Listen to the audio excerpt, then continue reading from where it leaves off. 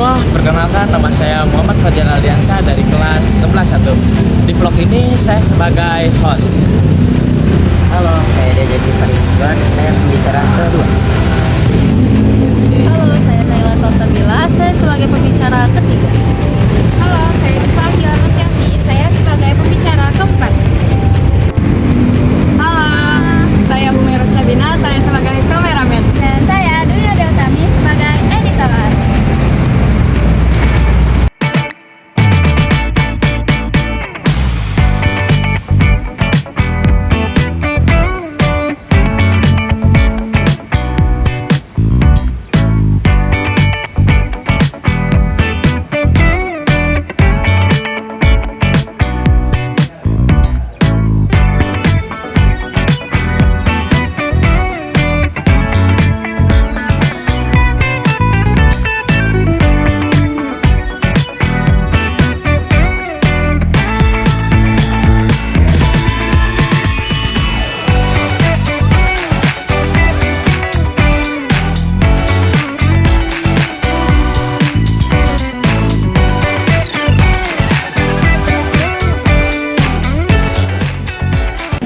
Hai teman-teman, sekarang saya lagi ada di Museum Monastir.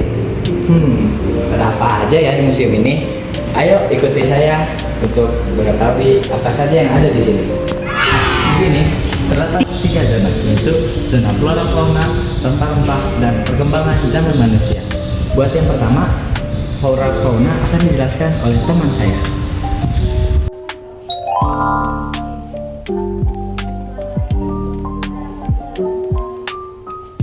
Di sini terdapat beberapa flora yang dilindungi oleh Indonesia. Salah satunya yaitu bunga rafflesia dan bunga bangkai.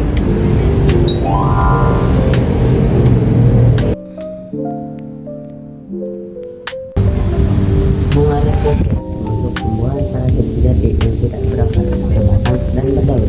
Beradanya di alam ditandai oleh munculnya bunga permukaan. Tumbuhan ini dikenal dengan sebutan bunga rafflesia. Selanjutnya ada bunga bangkai. Bunga bangkai raksasa pertama kali ditemukan oleh Dr. Odoardo Beccaria, seorang botanis dari Italia, pada tahun 1878 di kawasan air terjun Lembah Anai, Sumatera Barat.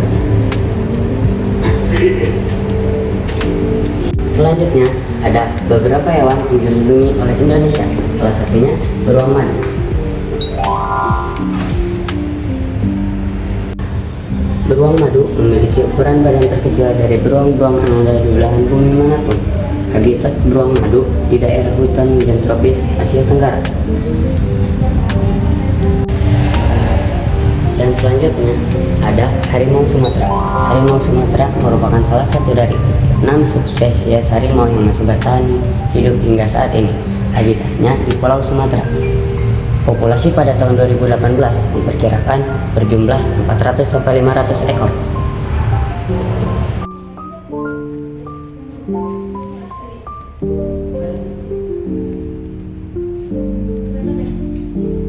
Dan sekarang kita masuk ke halaman tentang rempah-rempah. Kalian bisa lihat sendiri, di sini ada tumbuhan rempah-rempah, ada sejarah rempah-rempah, dan berbagai jenis rempah-rempah.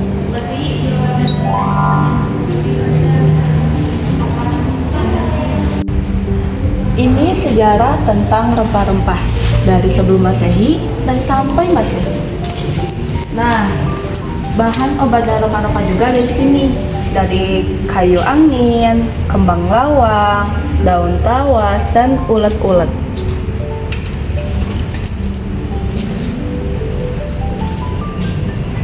Kalau di perdagangan dunia, perdagangan internasional, rempah diperkirakan sekitar 4 juta ton per tahun dengan nilai 1, miliar dolar.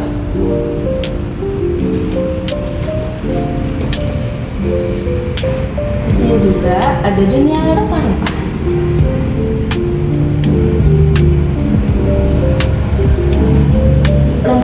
Rempah-rempah telah dimanfaatkan ribuan tahun yang lalu dan memainkan peran penting dalam perkembangan peradaban manusia.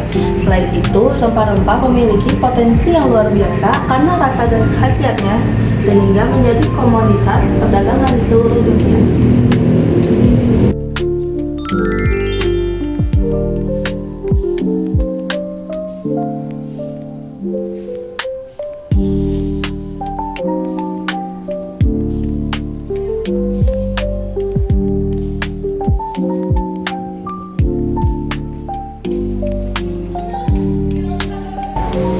Selanjutnya, kami ingin mengeksplorasi awal peradaban manusia jutaan tahun yang lalu.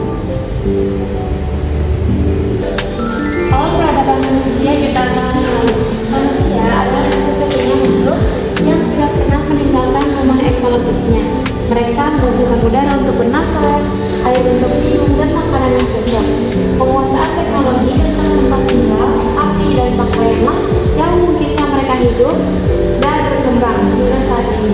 Manusia berkembang dari leluhur yang hidup sekitar berjuta tahun yang lalu hingga akhirnya tumbuh dan menyebar ke seluruh darat.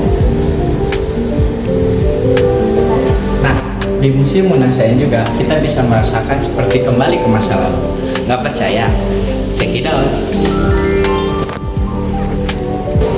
Nah, kalian di sini bisa melihat peralatan-peralatan zaman batu seperti kapak genggam, kapak penentang, dan kapak lainnya yang ada di zaman batu.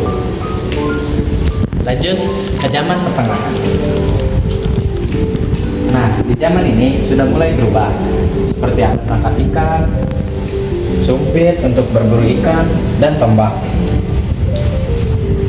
Dan di sini juga kalian bisa melihat kapak batu yang baru, yang modern, dan peralatan lainnya. Lanjut ke zaman kita yang sekarang.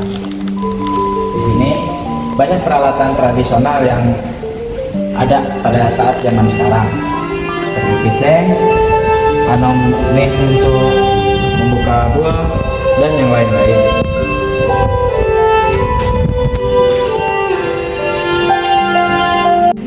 Nah, di sini kalian bisa melihat alat-alat zaman sekarang yang ada di sini. Alat-alat ini itu alat tradisional yang ada di berbagai negara Indonesia. Seperti ini.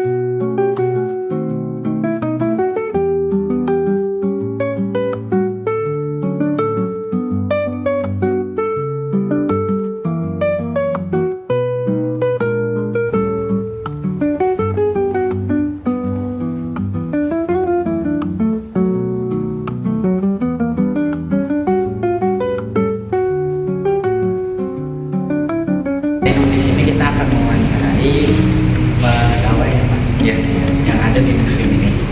Bapak sebelumnya museum ini tuh museum apa ya? Museum ini adalah Museum Nasional Sejarah Alam Indonesia yang merupakan hasil pengembangan dari museum yang sebelumnya bernama Museum Etnobotani Indonesia yang sudah ada diresmikan dan menempati bangunan ini sejak tanggal 18 Mei tahun 1982.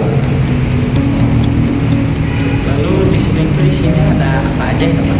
Untuk koleksinya sendiri, museum ini menampilkan satu sejarah kelembagaan dari yang menaungi museum ini.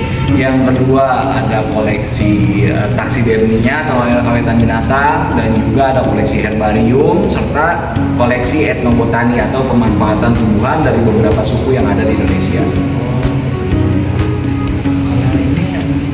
Apa tantangan terbesar dalam mengelola museum seperti Munasain ini ya Pak?